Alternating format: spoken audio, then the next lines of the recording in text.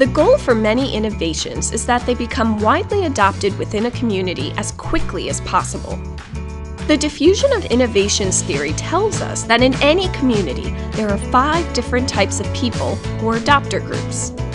These groups can be categorized by the time it takes them to adopt a given innovation or new behavior. To identify which groups have already adopted the innovation, and which groups new marketing messages should be directed toward, marketing researchers measure the percentage of people in a community that have adopted an innovation at different points in time. This allows researchers to measure the rate of adoption, or the time it takes for the innovation to go from 0 to 100% of the community.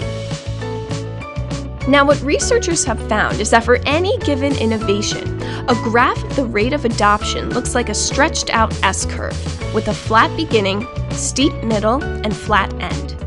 Let's take a look to see how this happens.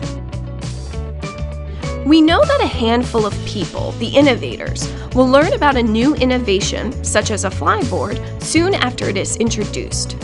As risk takers, the innovators will try the innovation almost immediately after learning about it. The next group to adopt the innovation, the early adopters, also represent a small percentage of the community. They're trendsetters who are quick to adopt innovations endorsed by their innovator friends. The next groups are the early majority and late majority. Once these two majority groups see the innovation being used by people they know and trust, they will begin to adopt the innovation themselves. It is at this point when the rate of adoption speeds up, steepening the slope of the curve. Now, in order to reach the entire community, the innovation must hit a critical mass.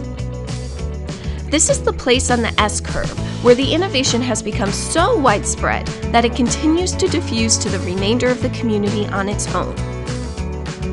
At this point, the innovation is considered a new and accepted social norm. Finally, once most people have adopted the innovation, the S-curve flattens out as it reaches the laggards, who are the most resistant to change, and in some cases, may never adopt. The length of time it takes for all this to happen can vary, depending upon the characteristics of the innovation and the community itself. However, the pattern of change, from slow to fast to slow, is always the same. So if you're marketing an innovation or new behavior to a particular community, remember to continually measure the percentage of your population that have already adopted your innovation. This will help you determine which group you should market to next.